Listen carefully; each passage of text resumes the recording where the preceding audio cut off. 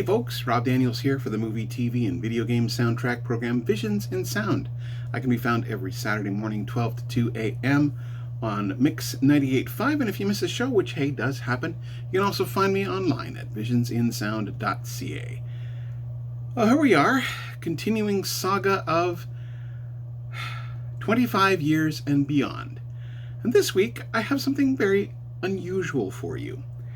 This is, as of today's recording, which would have been the 6th, it is 100 years that the original Phantom of the Opera was released. Now that's pretty cool. Now over the years, there has been a number of various soundtracks done for the Phantom of the Opera. In fact, even right up to the musical, the Andrew Lloyd Webber musical, and there was actually a film done about the Andrew Lloyd Webber musical, but that's not what we're going to be talking about today. This one is kind of an anomaly in all of this, and I'm speaking of the 1989 film, The Phantom of the Opera. Yeah, there was a film done in 1989 called The Phantom of the Opera. And this starred Robert Englund.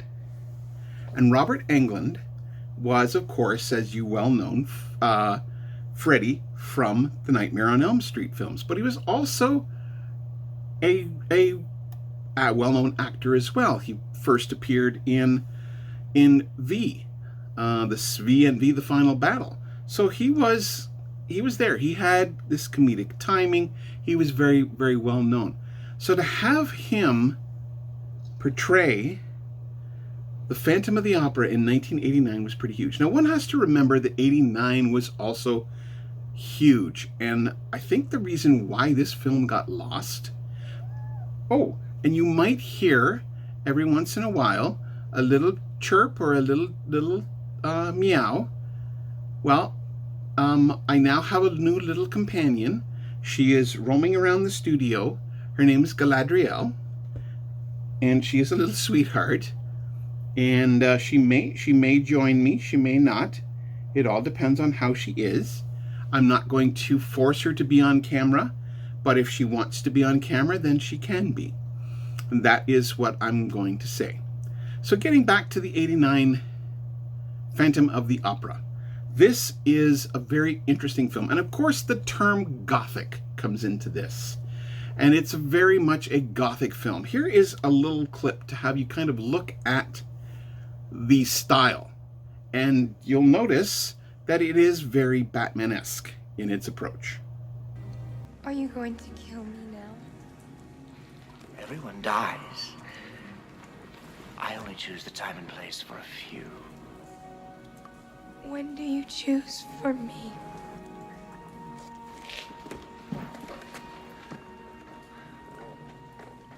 This is either a wedding march or a funeral mass.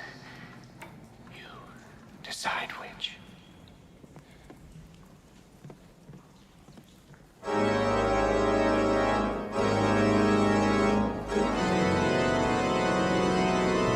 So yeah, 1989's Phantom of the Opera. Now, here is an interesting little... I had not heard of this composer before. The name is Misha Segal. And the music here is fantastic. It's a really cool score that I think a lot of people kind of forgot in the rush that was Batman. So have a quick listen here, and you'll hear what I mean.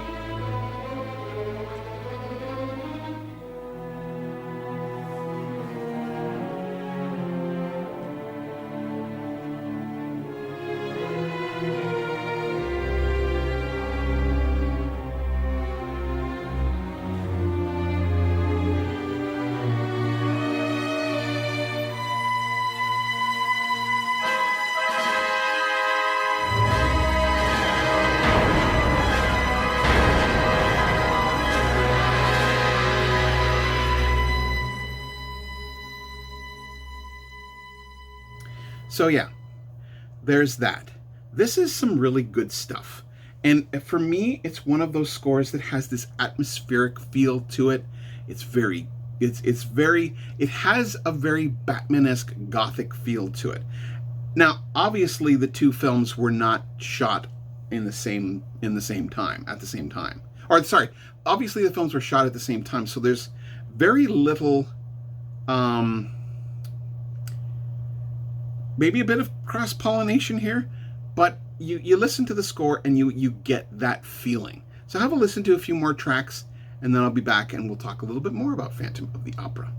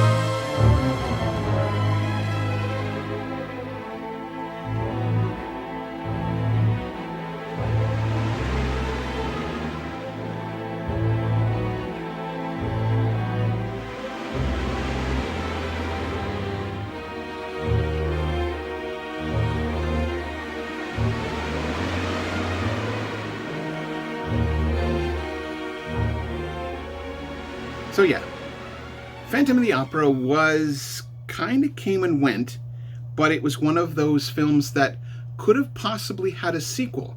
Robert Englund talks about in an interview that I'm not going to play here, but he talks about the fact that there could have very easily been a sequel follow-up to this film. Now, the score itself was released on, was it Restless? Yeah, Restless Records. And it's one of those scores that if you find it, hold on to it, because it is a rare find indeed if you find it out in the wild. Here it is. Fantastic stuff. And again, Robert Englund as the Phantom of the Opera. Perfect choice. So with that in mind, folks, by all means, please, if Galadriel was here, she would probably say like, share, and subscribe.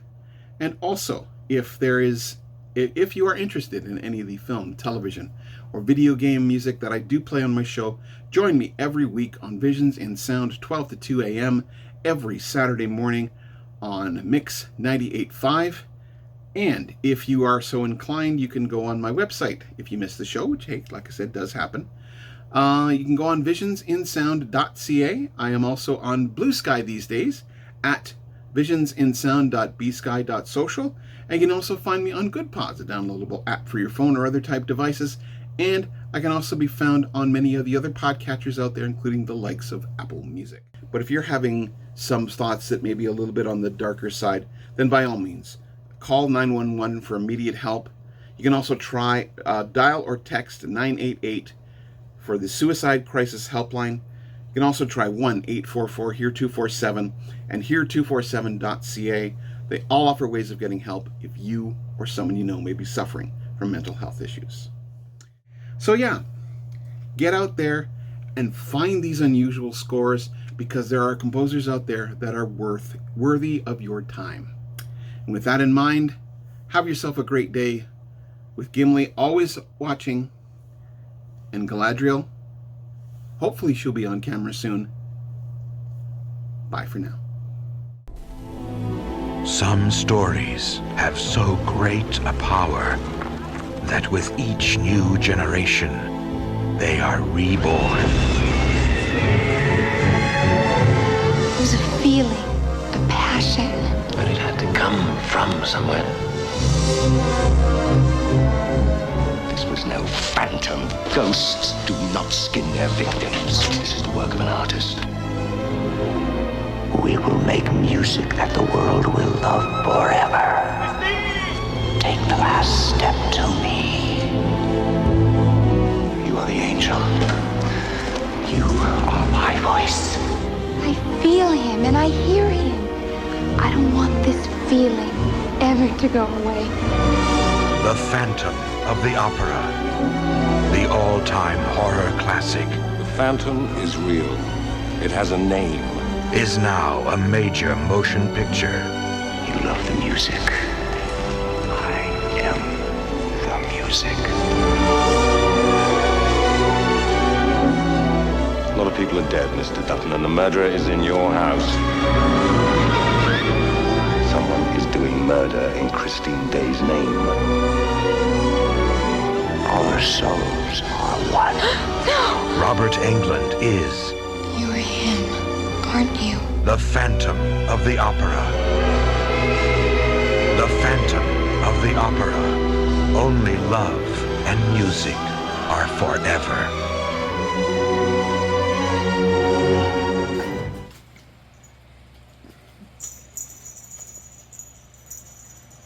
Able to leap tall buildings in a single day. Whoops.